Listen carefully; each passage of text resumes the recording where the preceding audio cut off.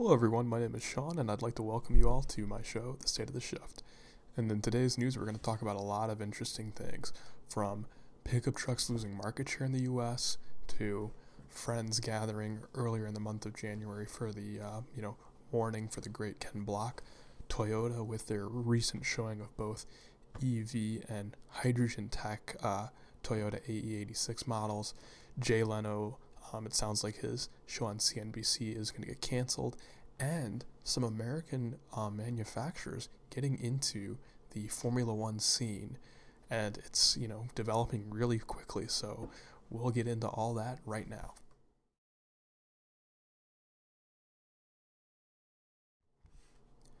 So first off, there was a recent article in Motor1.com that actually covered a study from S&P Global about how the truck segment is actually losing market share in the United States. And the reason is pickup truck owners are actually switching to SUVs as claimed by this S&P Global study. And it is interesting because I was looking at this article, and I'll post a link to the actual article for Motor One in the description. And when you look at it, you can see that, yes, pickup trucks have lost market share, and they have been on a steady decline, but it's hard to say what is the main reasoning. And I have my theories. Part of me wants to say it's because with certain pickup trucks like Ford's Raptor model, for example, dealerships have been inflating and pumping those prices up to, absurd numbers, especially during the height of the pandemic. So with supply chain disruptions and dealers pumping up the prices of certain pickup truck models, many buyers are probably just thinking, you know what, I'll just, take my money and just buy a SUV now, as opposed to playing games with dealers. So I'm thinking that could be one reason, and it could be helping SUV sales. I'm curious to see how this will change going forward, especially since supply chains are getting better and dealer inventories are increasing.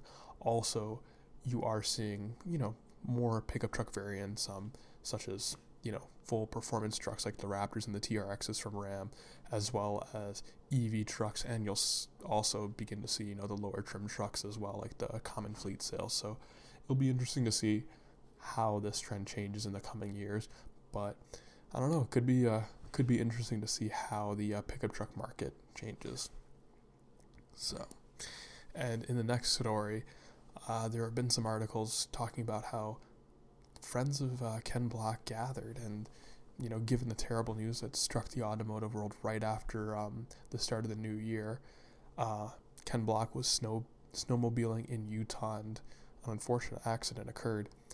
And many, great respectful tributes were shared from the Hoonigan channel, Monster Energy, which was a longtime sponsor of his, brands like Subaru and Ford and other, automotive related entities just, give a lot of outpouring love and support for what Ken Block did. Now, he was a revolutionary figure for taking the automotive culture to YouTube and introducing it to more people.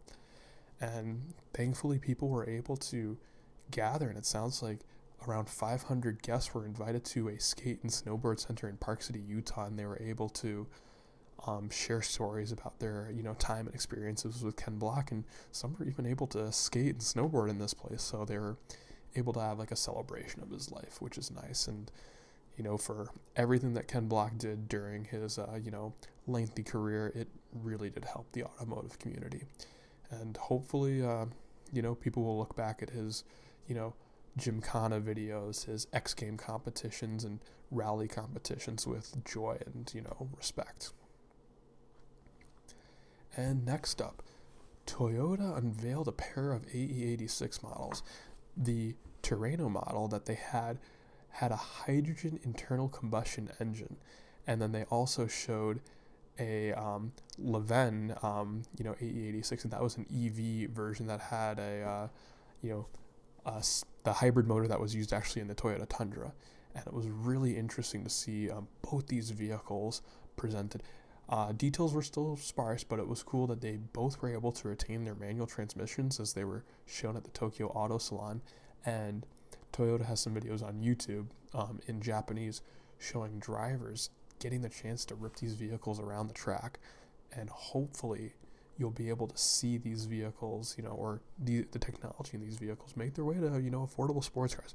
I would love to see a Toyota 86 variant or BRZ in the future with a hydrogen combustion engine with a manual transmission, or even an EV with, retaining the manual and hopefully having that light, fun rear-wheel drive packaging that everybody loves to drive. So I'll definitely be keeping an eye on how this technology grows and how, it will be introduced to the market if, car enthusiasts are, willing to buy this, or if they prefer, sticking with gas. It will be really cool to see what this has in the future. And next up, it looks like there's a pretty strong rumor going around that CNBC, the business news channel here in the United States, has allegedly canceled the Jay Leno Garage TV series, according to unnamed sources from the network speaking to the Hollywood Reporter. Now, Jay Leno's Garage, it got its fame on YouTube, but CNBC actually picked it up as a special show in 2014, and it was also on NBC.com too as a web series. But it has been, a long-standing show, and for many years I would, see it on TV, and sometimes it'd have like marathon nights playing the show, and it looks like it has survived 7 seasons of episodes. Now, while this show was airing on CNBC, Jay Leno still had his YouTube series, and that's where I feel like most of the automotive enthusiasts were, enjoying and taking in his content. And during that time, he was still regularly updating his YouTube show. He had tons of celebrities, famous automotive collectors, and even personnel from auto companies come to his garage, explain their vehicles or new vehicles that are being introduced, and to get tons of views and tons of likes on YouTube. So even though the cable channel looks like it's, not long for this world, the YouTube channel will still be around, and hopefully Jay Leno will be able to do this for a long time. And given the recent news of him having a mishap in his garage, it will be great to have him, putting out content for car enthusiasts on YouTube. And lastly, it seems that we've got some Americans that are coming to Formula One. Earlier this week, Ford has, formally announced that they're going to have a deal with Red Bull, and they're going to be a engine supplier and a technical supplier for the Red Bull and AlphaTauri teams. And it will at least go from 2026 to 2030. And this is, right after the news that Andretti Racing paired with Cadillac General Motors, they will be formally submitting an application to join. So it will be really nice to have American teams take part in Formula One, especially as more tracks are coming in. We have, the Circuit of the Americas in Austin. We have the Miami Grand Prix, which was done outside of the Miami Dolphins football stadium, which had some criticism, but it seems like a lot of people will still watch it and attended the race. We have the race in Las Vegas coming up, and for years I know there has been interest in getting a race in New York City, and at one point they were talking about having it in Weehawken, New Jersey, and having the New York skyline in the background. So we'll have to see if there are other American races that could be introduced. So we'll definitely keep an eye on what happens with Ford and Red Bull and how the details emerge with that recent news, and how the application for the Andretti Cadillac Formula One team goes. So and right now that's it for the recent and most interesting car news. My name is Sean, and I'll be back soon with another episode.